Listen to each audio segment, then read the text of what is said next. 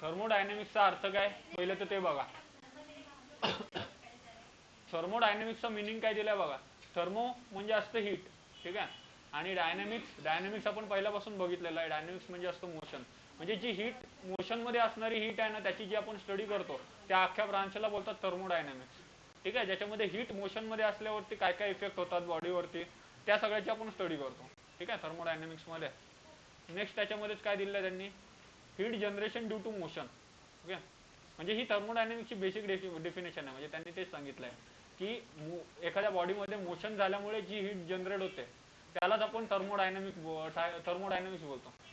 Okay, बेसिकचा उदाहरण देऊ तुम्हाला तर आपले हात आहेत, त्या हातांमध्ये जर आपण मोशन केले म्हणजे थोडे रफ केले असे तर मग त्याच्यावरती आपल्याला हीट जाणवेल.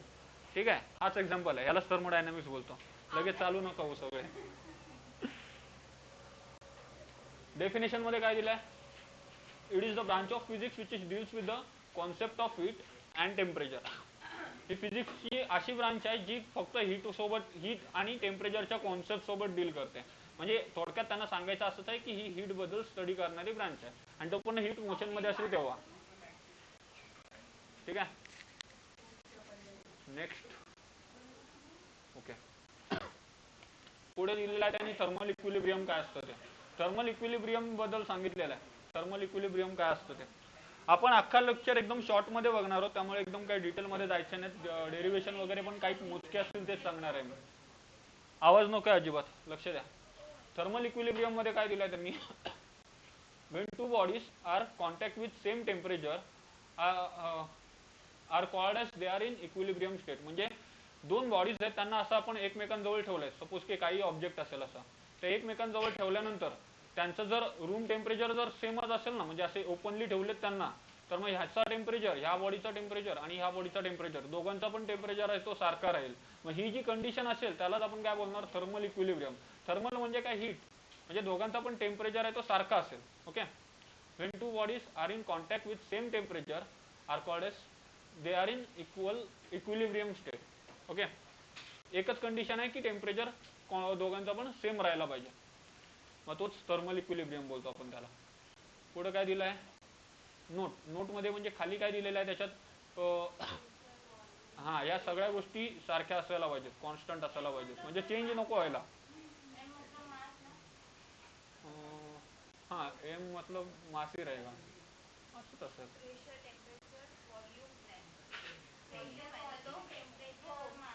मासच असेल.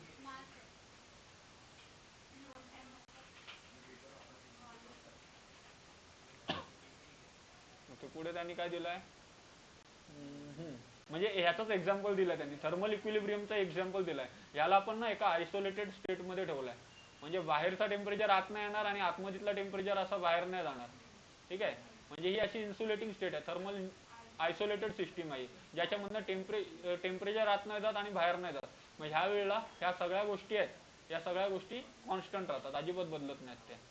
हा वरती नॉन कंडक्टिंग मीडियम आहे, म्हणजे त्याच्यातनी हीट अशी कंडक्ट नाही होत, आतमध्ये जात नाही. ओके, सॉरी, काय दिलं त्यांनी, in this heat can not transfer with ATM. ATM म्हणजे ॲटमॉस्फेरिक प्रेशर. ठीक आहे, म्हणजे हीट आतमध्ये जात नाही, फक्त एवढंच सांगितलंय. आता नेक्स्ट आहे ती म्हणजे झिरोथ लॉ. झिरोथ लॉ मध्ये काय दिलाय,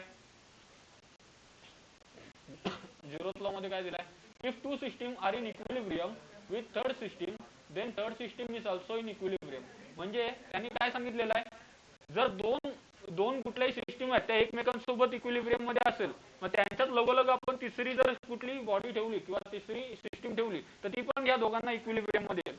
थोडक्यात त्यांचा सांगायचा मुद्दा असा आहे, इकडे बघा, इथे ए आणि बी ह्या दोघांना आपण थर्मल इक्विलिब्रियमच्या स्टेटमध्ये ठेवलं, म्हणजे या दोघांचा टेम्परेचर आपण सारखा ठेवलाय, आणि नंतर मग बी सोबत मी सी नावाची एक बॉडी आहे तिला पण कनेक्ट केले. ठीक आहे, आणि हे पण याचा पण, या दोघांचा पण टेम्परेचर कॉन्स्टंट आहे, याचं काहीतरी टेम्परेचर कॉन्स्टंट असेल आणि याचा पण टेम्परेचर कॉन्स्टंट असेल. मग जर असं असेल ना, तर मग ए आणि सी ही जी तिसरी सिस्टीम आहे ना, या दोघांचा पण टेम्परेचर कॉन्स्टंट होणार. कळते तुम्हाला, जर या दोघांचा temperature T A equal to T B असेल, T B equal to T C असेल, तर automatically T A equal to T C होणार. ठीक आहे, ही कुठली लॉ आहे, ही झिरोथ लॉ आहे. लॉ मध्ये लक्षात काय ठेवायचं आहे, दोन बॉडी जर एकमेकांच्या सोबत थर्मल इक्विलिब्रियम मध्ये असेल तर तिसरी बॉडी जी आपण त्यांच्यासोबत ठेवतो किंवा तिसरी सिस्टीम जी आपण त्यांच्यासोबत ठेवतो ती सुद्धा इक्विलिब्रियम मध्येच असेल या पहिल्या बॉडीला.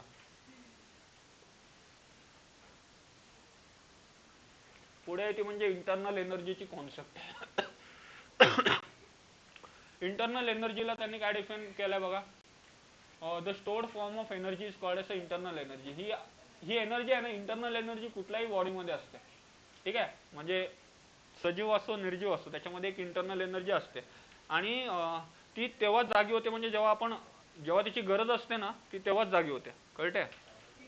म्हणजे फॉर एक्झाम्पल आपल्यामध्ये पण एक इंटरनल एनर्जी असते. सपोज करा की आपण एका कुत्र्याला घाबरतो आणि असं आपण त्याच्या जवळून गेलो आणि तो कुत्रा भुकायला लागला, आपण काय करणार, आपण पळणार. हा, मग ते पळायला आपल्याला एक इन्स्टंटला अशी एक एनर्जी येते ना, ती इंटरनल एनर्जी असते आपल्यातली, कळते. ती तेव्हाच बाहेर येईल जेव्हा त्याची गरज असेल.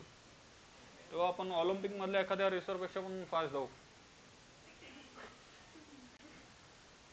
पुढे हा एनर्जीचा युनिट आहे तो जूल असतो, ठीक आहे. नेक्स्ट काय दिलाय, सिस्टीम काय असतं ते दिलंय त्यांनी. काय डेफिनेशन दिले सिस्टीमची, a system is a portion of universe that chosen for studying the changes that takes place with respect to surrounding and boundary. म्हणजे आपण सिस्टीम म्हणजे क्रिकेट आहे, क्रिकेट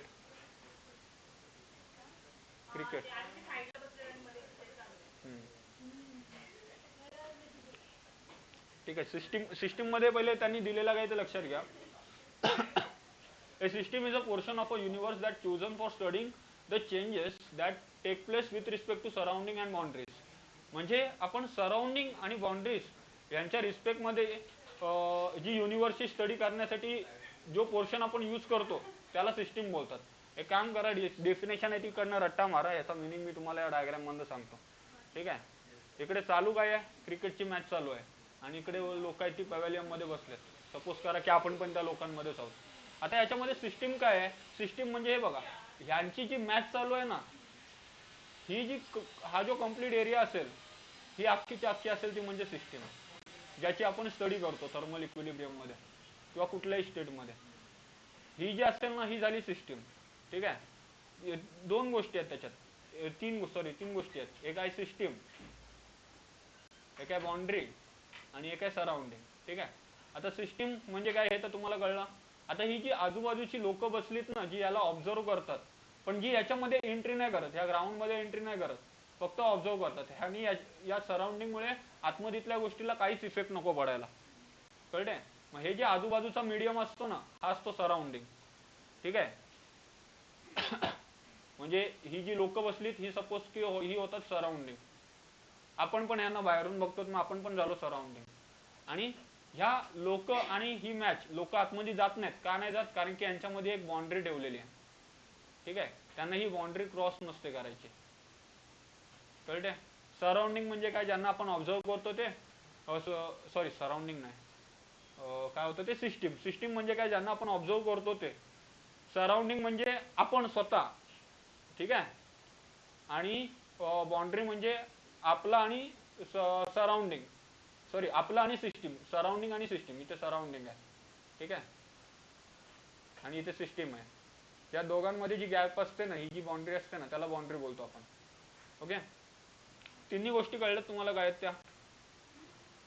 सिस्टीम म्हणजे बघा थोडक्यात, आता हे तुम्हाला सांगायचं झालं तर हे असं आहे, हा काहीतरी आयसोलेटेड वगैरे असेल सगळ्या बाजूंनी, त्याचा आजूबाजूचा मीडियम असेल तो सराउंडिंग असेल, ठीक आहे, आणि आतमध्ये असेल ती सिस्टीम असेल, आणि ही जी आहे बॉक्सच्या वरती म्हणजे बॉक्सच ती बाउंड्री झाली असं.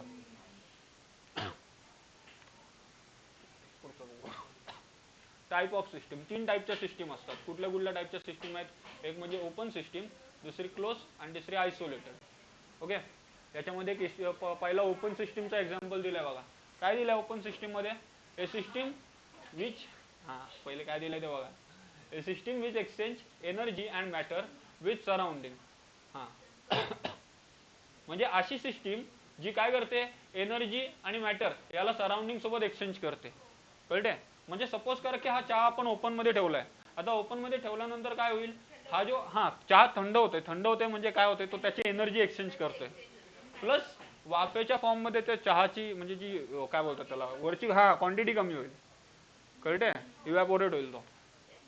म्हणजे तो मॅटर पण चेंज करते आणि एनर्जी पण चेंज करतोय.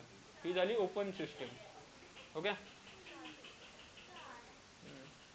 आता एक क्लोज सिस्टीम. क्लोज सिस्टीम मध्ये काय दिलंय, a system which exchange only energy not matter with surrounding. ठीक आहे. आता चहाच्या वरती झाकून दिलंय त्यांनी, बशी दिले, ही बशी आहे बोल. आता याच्यामध्ये काय होते, ज्या सिस्टीम म्हणजे क्लोज सिस्टीम मध्ये ना फक्त एनर्जी चेंज होते, मॅटर नाही चेंज होत. म्हणजे आतमधीतला चहा आहे तो तर तसाच राहील, पण थोड्या वेळानंतर तो गार होईल, जरी त्याला आपण असं वरतून पॅक ठेवलं तरी पण. कळते. म्हणजे त्याची एनर्जी चेंज होईल, मॅटर नाही चेंज होणार. जेवढा चहा आहे तेवढंच राहील, पण तो गार होईल असं. ठीक आहे. नेक्स्ट आहे ती म्हणजे isolated system. A system which neither exchange energy nor matter. म्हणजे याच्यात कायच एक्सचेंज नाही होत. फॉर एक्झाम्पल आपला थर्मास फ्लास्क असतो, त्याच्यामध्ये चहा ठेवला आपण, दिवसभरासाठी राहील गरम बऱ्यापैकी, मग तो आयसोलेटेड सिस्टीम झाला. कळते. नथिंग म्हणजे इकडनं एनर्जी काय एनर्जी आणि हे काहीच नाही एक्सचेंज होत, म्हणून तिथं नथिंग लिहिलं. काय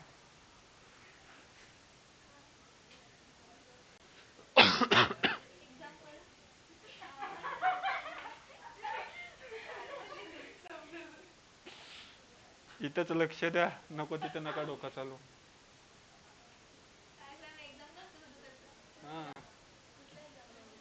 असू दे, नंतर डिस्कस करा, तुमचे एक्झाम्पल माहिती आहेत मला.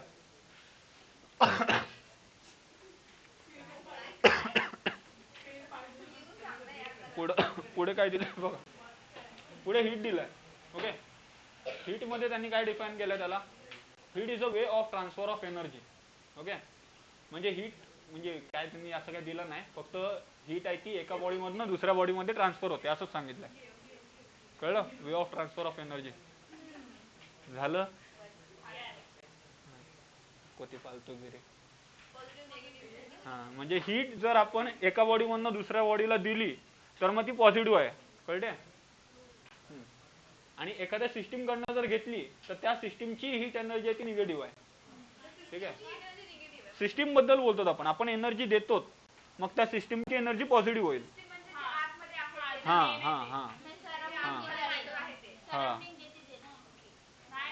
जसं की आपल्याला कोणी तापवला तर मग म्हणजे गरम केला ह्याच्यामध्ये, तर मग मग आपल्याला एनर्जी भेटते, मग ती प्लस मध्ये जाते.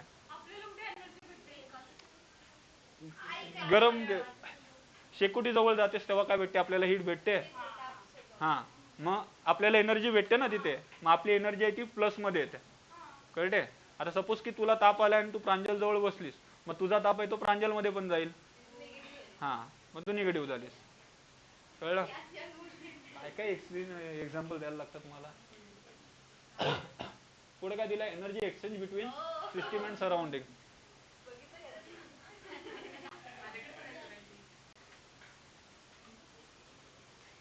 ते तिकडचं आहे ना.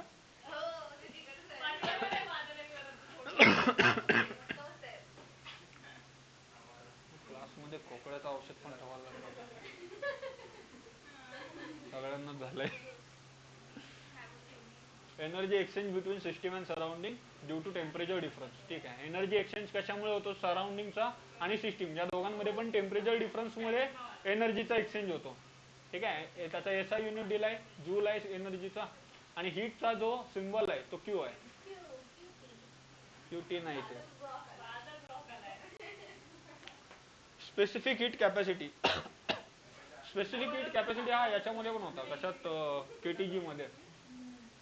ठीक आहे. स्पेसिफिक हीट कॅपॅसिटी म्हणजे एखाद्या बॉडीची म्हणजे जी हीट कॅपॅसिटी असेल त्यालाच आपण स्पेसिफिक हीट कॅपॅसिटी बोलतो. त्याचा फॉर्म्युला काय, Q equal to M C delta T. Okay. M म्हणजे मास, सी म्हणजे स्पेसिफिक हीट कॅपॅसिटी, आणि डेल्टा टी म्हणजे चेंजिंग टेम्परेचर, जो बदलत राहतो टेम्परेचर, तो हा हीटचा फॉर्म्युला स्पेसिफिक हीट कॅपॅसिटीचा.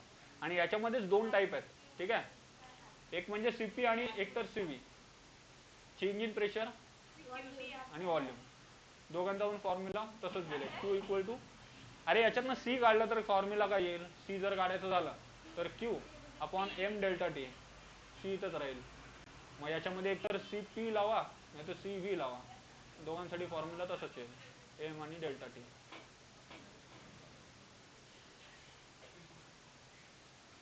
फक्त हा मेन फॉर्म्युला लक्षात ठेवा, हा मेन फॉर्म्युला लक्षात ठेवा फक्त, Q equal to M C delta T. Next घेऊया, फर्स्ट लॉ ऑफ थर्मोडायनॅमिक्स. थर्मोडायनॅमिक्सचा पहिला लॉ, ह्याचे पण डेरिव्हेशन वगैरे विचारतात, याचं डेरिव्हेशन विचारू शकतात, झिरोथ लॉचा पण विचारू शकतात.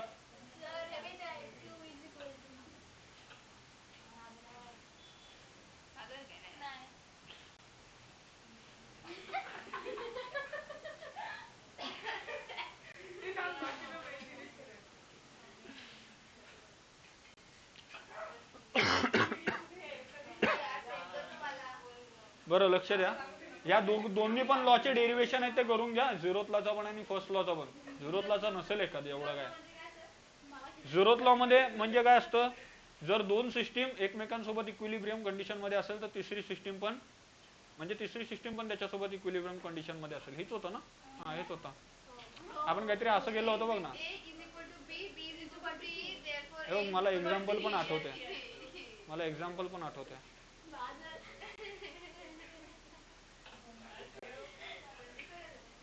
हे बघ इथे लक्ष द्या, इथे ए बॉडी ठेवली होती आणि इथे बी आहे आणि इथे सी आहे. आता हे दोन आहेत ना, हे आयसोलेटेड मध्ये आहेत आणि सी आय हा दोघांना पण कनेक्ट केलाय. जर हे ह्या टाइप मध्ये असेल ना हा, तर मग ए चा टेम्परेचर, बी चा टेम्परेचर आणि सी चा टेम्परेचर सगळ्यांचा टेम्परेचर सारखं होईल.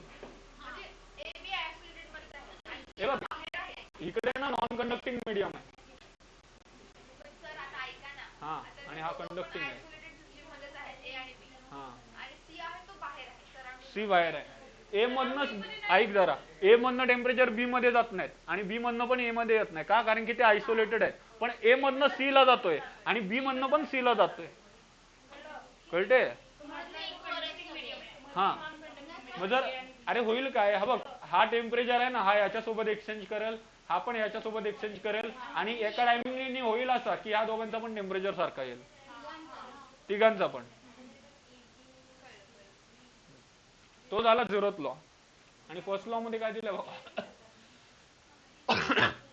heat given to the system is converted to its internal energy and work done. म्हणजे जी आपण हीट देतो, हा स्टेटमेंट लक्षात ठेवा, जी आपण हीट देतो ती काय असते, ती is converted into internal energy आणि वर्क डन. म्हणजे थोडक्यात हा फॉर्म्युला तुम्हाला लक्षात ठेवायचा आहे. हीट जी असते ना, ही हीट कशा एवढी असते, इंटरनल एनर्जीच्या एवढी असते आणि वर्क डनच्या एवढी असते. ठीक आहे, यालाच आपण असं पण बोलू शकतो, delta Q equal to delta U plus delta W. Okay. आता याच्यामध्ये थर्मोडायनॅमिक इक्विलिब्रियम मध्ये तीन टाईप येतात, त्याच्यामध्ये तीन टाईप येतात. एक म्हणजे मेकॅनिकल इक्विलिब्रियम येतो, केमिकल आणि थर्मल. मेकॅनिकल मध्ये प्रेशर कॉन्स्टंट असतो, हा हा स्पेसिफिक हीट कॅपॅसिटी आणि टेम्परेचर, या तीन गोष्टी तिघांच्या पण तीन गोष्टी आहेत. आता पुढे दिलाय thermodynamic state variable. Thermodynamic state variable मध्ये काय दिलं बघा, in simple word it describe equilibrium state. म्हणजे आता त्याच्यामध्ये थोडक्यात सांगायचा मुद्दा एवढाच आहे की बॉडी इक्विलिब्रियम स्टेट मध्ये असायला पाहिजे. आता या दोघांपैकी कुठली बॉडी इक्विलिब्रियम स्टेट मध्ये असेल, फक्त बॉडी बद्दल बोलतात, जी सगळ्या बाजूनी इक्वल असेल, असं बस, हीच डेफिनेशन आहे. अशी डेफिनेशन वगैरे वेगळी नाहीये. ठीक आहे, ओके. वर्कडन बद्दल सांगितलेलं आहे त्यांनी. एक सिलेंडर आहे आणि त्याच्यावरती एक पिस्टन ठेवलंय त्यांनी. ठीक आहे, दोन्ही बाजून नाहीत. इकडे आहे ना, ह्या पहिल्या ह्याच्यात प्रेशर जास्त आहे भरपूर, ठीक आहे, म्हणजे खाली ठेवलंय. आणि त्याच्यानंतर ना त्यांनी ह्या दुसऱ्या केसमध्ये प्रेशर आहे त्याला वर केलाय, म्हणजे प्रेशर कमी केलाय. आता प्रेशर कमी केल्यानंतर काय होतं ते बघितलंय त्यांनी, म्हणजे ऑब्झर्व केलंय, म्हणजे तो पहिला डेरिव्हेशनच तसा आहे. ठीक आहे, त्यांनी इथे दाखवलंय बघा, पी आय म्हणजे हा इनिशियल आहे आणि हा फायनल आहे. ओके, दोघांमध्ये पण गॅस मॉलिक्युल आहेत बघा, इथे आहेत ना, इथे क्लोजली स्पेस आहेत आणि इथे जास्त स्पेस आहे. का? कारण की तो पिस्टन आहे त्याला वर केलाय.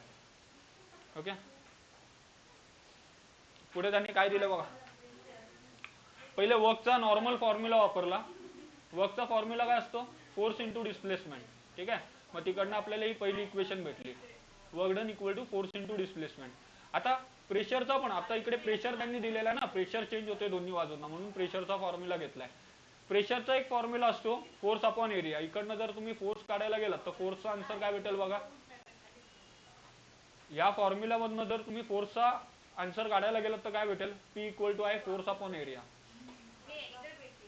हा, हा एरिया आहे तो इकडे मल्टिप्लायला जाईल, मग प्रेशर इंटू एरिया होईल.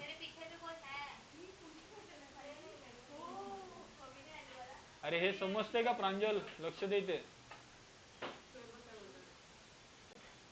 नंतर परत बोलशील पहिला लॉ कधी घेतलात सर. लक्ष द्या आताच. हा बघ, फोर्सचा हा एक आन्सर भेटला आणि वरती हा एक आन्सर भेटला होता. मग आता इकडून वर्क डनचा तुम्हाला आन्सर काय भेटेल माहितीये का? वर्क डनचा आन्सर भेटेल पास. अरे म्हणजे पी आणि ए आहे ना, याला इकडे रिप्लेस करायचा. P pressure area into displacement. कळते? हा बघ, इथं पास भेटला आपल्याला. ठीक आहे, हा वर्क डनचा आन्सर भेटला. आता ह्या केस मध्ये काय होतं, ह्या केस मध्ये ना, म्हणजे आताची आपली जी केस आहे ही वाली,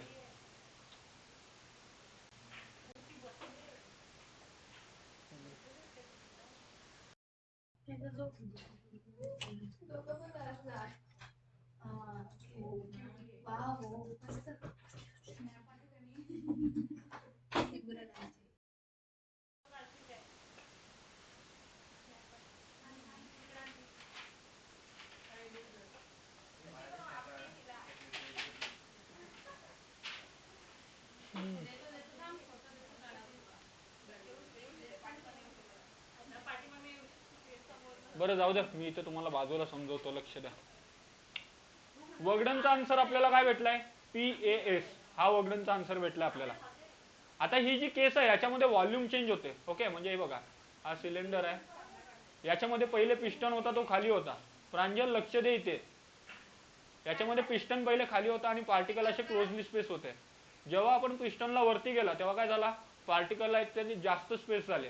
कळते? म्हणजे त्यांची स्पेस आहे ती वाढली आणि प्रेशर आहे तो कमी झाला. ह्या केसमध्ये ना याचा व्हॉल्यूम आहे तो चेंज होतोय. ठीक आहे, म्हणजे चेंज इन व्हॉल्यूम होतो इकडे. मग चेंज इन व्हॉल्यूम किती होते ते बघा. Change in volume, change in volume किती होईल इथे? व्हॉल्यूमचा फॉर्म्युला असेल एरिया इंटू डिस्प्लेसमेंट. कळते का तुम्हाला? एरिया इंटू डिस्प्लेसमेंट म्हणजे कुठला? हा बघा, हा खालचा ज्या सिलेंडरचा असा एरिया असेल काहीतरी सर्क्युलर, हा एरिया कॉन्स्टंट असेल. बट इकडून तो जो हाईट आहे ना, ही वाली हाईट ही चेंज करतोय. मग हा खालचा एरिया आणि ही डिस्प्लेसमेंट, तो झाला फॉर्म्युला कशाचा? चेंज इन व्हॉल्यूमचा. म्हणजे इकडे फॉर्म्युला काय येईल असा? चेंज इन व्हॉल्यूमचा V equal to A into S. हाच झाला आपला चेंज इन व्हॉल्यूम, म्हणजे डेल्टा व्ही. आता एरिया इंटू एस हा वरती पहिल्यापासूनच आहे, मग इकडे टाकली व्हॅल्यू आपण डब्ल्यू इक्वल टू प्रेशरचा ऍज इट इज आहे, ए एस च्या जागी काय टाकायचा? Delta V. मग हा आपल्याला आन्सर भेटेल. हा पी, असं लक्षात ठेवा. वडापाव, डब्ल्यू वडापाव.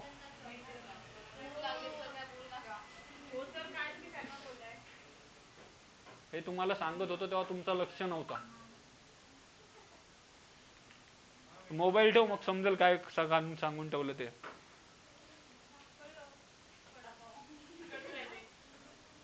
दिसते का बरोबर स्क्रीन?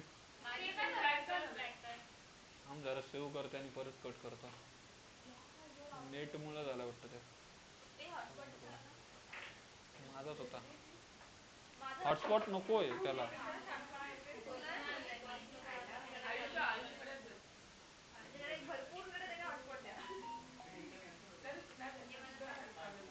झाला.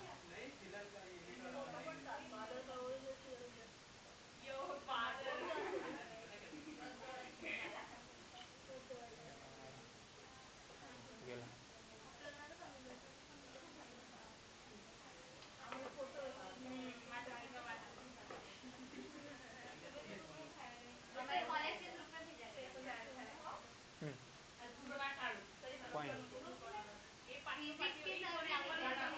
हा बघा, हा फायनल आन्सर आलाय याच्यातला, हा फर्स्ट लॉ मध्ये येणार आहे, हे प्रूव्ह करायचं आहे तुम्हाला.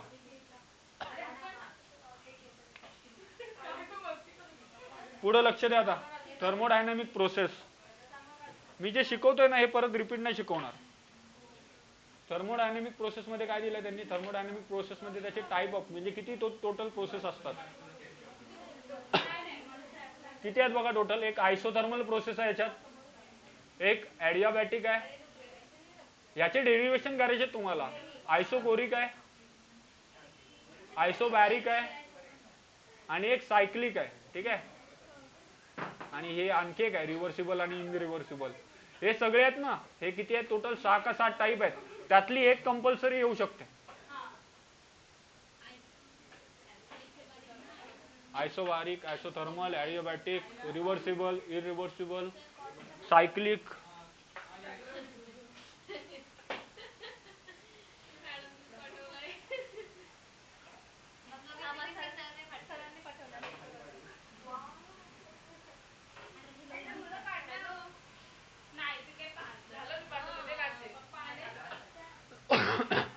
बरं लक्षात द्या इकडे काय काय येते. मी हे तुम्हाला थेरम नाही सांगत, तुम्हाला जस्ट लक्षात ठेवायचं आहे. पहिला पॉईंट काय आहे, आयसोथर्मल प्रोसेस. आयसोथर्मल मध्ये काय असतं, हा टेम्परेचर कॉन्स्टंट असतं. ठीक आहे, म्हणजे टेम्परेचर आहे तो चेंज नाही होत. चेंज इन टेम्परेचर किती आहे, चेंज इन टेम्परेचर म्हणजे डेल्टा टी.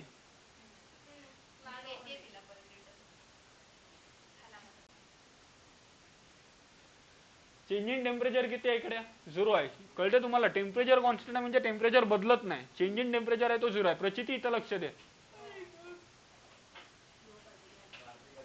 ठीक आहे, डेल्टा टी ची व्हॅल्यू 0 आहे. मग आता हा वाला फॉर्म्युला आहे ना, ह्याच्यात काय केलं त्यांनी, हा डेल्टा टी ची व्हॅल्यू 0 टाकली. इकडे वर्कडनचा ऍक्च्युली फॉर्म्युला आहे ना, त्याच्यामध्ये डेल्टा टी ची व्हॅल्यू 0 टाकली तर सॉरी डेल्टा यू ना, डेल्टा यू म्हणजे इंटरनल एनर्जी, जो इंटरनल एनर्जी आहे हा, आणि हा टेम्परेचर वरती डिपेंड आहे. हा हा हा कळते. इंटरनल एनर्जी म्हणजे त्या मॉलिक्यूलची एनर्जी. त्या मॉलिक्यूलची एनर्जी कधी वाढेल, जर टेम्परेचर वाढला तर त्या मॉलिक्यूलची एनर्जी वाढेल. एक पार्टिकल, गॅसचा पार्टिकल. ठीक आहे, सो त्याच्यामुळे हा टेम्परेचर वरती डिपेंड आहे, म्हणून जे चेंज इन एनर्जी आहे ती 0 येते, आणि हा फॉर्म्युला भेटतो आपल्याला. ठीक आहे, आणि याचा काहीतरी डेरिव्हेशन आहे दुसऱ्या फॉर्म्युलाचा. हा डेरिव्हेशन तुम्हाला करायचा आहे. हा एक येईल, आणि असं विचारतं तसे. एकतर थर्मोमध्ये ना भरपूर काय ते स्किप केलंय, म्हणजे जवळपास 50% आहे तो स्किप केलेला आहे. त्यामुळे तुम्हाला भरपूर कमी करायचा आहे. हा 5 मार्काला टॉपिक येतो, आणि हा केमिस्ट्रीला पण येणार आहे. तुम्हाला केमिस्ट्रीला पण बेनिफिट भेटते.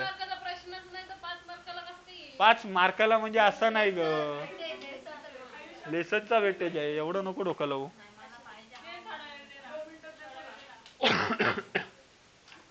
दुसरा वाला बघा आता, ॲडियाबॅटिक मध्ये बघा.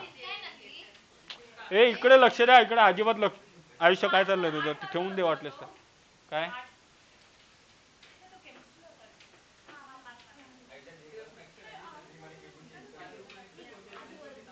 ॲडियाबॅटिक मध्ये काय बघा, ॲडियाबॅटिक मध्ये हीट कॉन्स्टंट असते, म्हणजे heat change in out, sorry हा हीट चेंज इन आउट, बरोबर.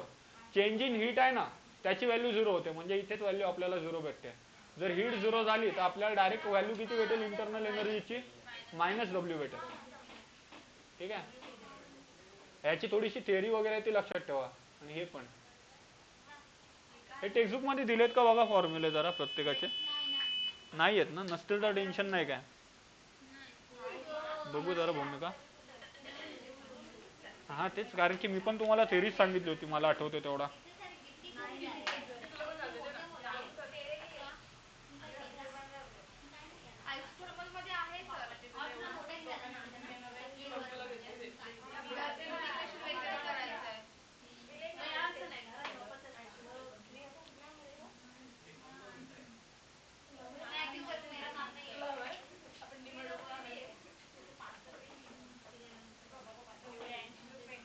हे आहे डेरिव्हेशन.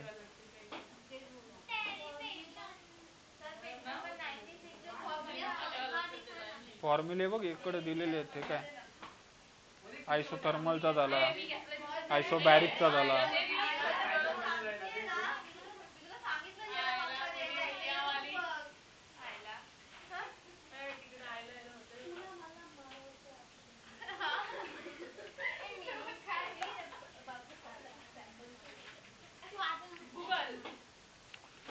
भरपूर सारे डेरिवेशन आहेत.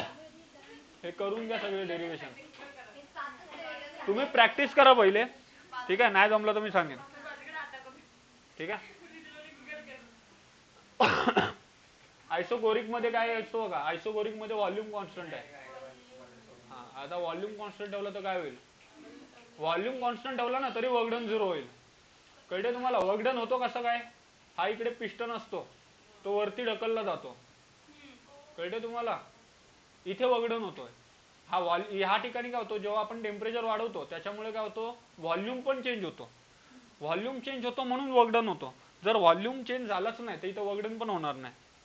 म्हणजे ते ऑटोमॅटिकली याची व्हॅल्यू आहे ना डेल्टा व्ही ची, डेल्टा डब्ल्यू ची, ती 0 येईल. आणि हा आपल्याला आन्सर भेटेल. हा, आयसोकोरिक म्हणजे व्हॉल्यूम.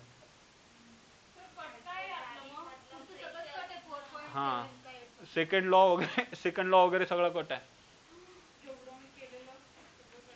तुम्ही नाही केलेलंस ते, मी शिकवलंच नाही तर तू काय करशील.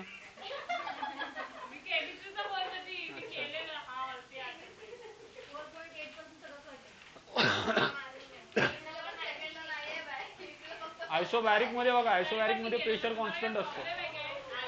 प्रत्येकामध्ये काय काय कॉन्स्टंट असतो ते बघा आणि त्याचे डेरिवेशन करा.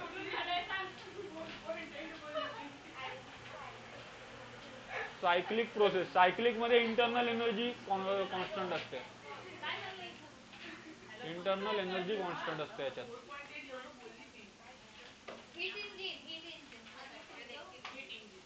ठीक आहे. इंटरनल एनर्जी कॉन्स्टंट असली म्हणजे काय होईल, हा याची व्हॅल्यू 0 येईल आणि याचा व्हॅल्यू, याचा आन्सर हा भेटेल डब्ल्यू. हे डेरिवेशन केमिस्ट्रीला झालेत का, आयसोबॅरिक आयसोकोरिक सगळे.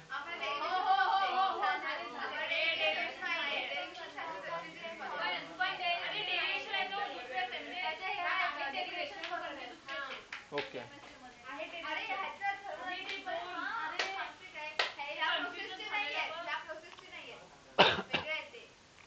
तुम्ही ते करून तर बघा, नाही कळलं तर मी समजवतो. साथीच्या साथी करा.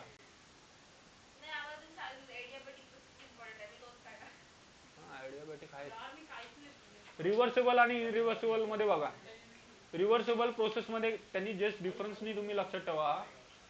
रिव्हर्सिबल प्रोसेस आहे ती रिव्हर्स होऊ शकते, ठीक आहे. ही एक स्लो प्रोसेस असते. त्यानंतर काय दिलंय, इट कॅन बी इक्विलिब्रियम. आणि याच्यामध्ये काय दिलंय, opposing force is greater than driving force. Okay, आणि ही झाली रिव्हर्सिबलची. आणि इरिव्हर्सिबल मध्ये काय, हा रिव्हर्स नाही होत, ही फास्ट प्रोसेस होते. आणि नंतर काय दिलं, इट कॅन बी इक्विलिब्रियम. आणि नंतर मग ड्रायव्हिंग फोर्स हा अपोजिंग फोर्स पेक्षा जास्त असतो. ठीक आहे, आता हे पॉईंट लक्षात कसे ठेवाल तुम्ही, डायरेक्ट पण होऊ शकतात लक्षात तुम्हाला.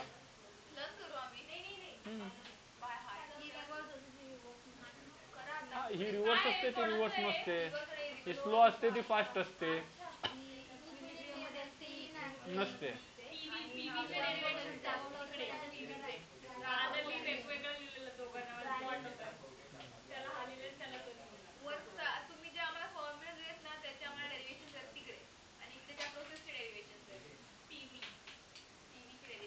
ओके, म्हणजे उलटा सुलटा आहे.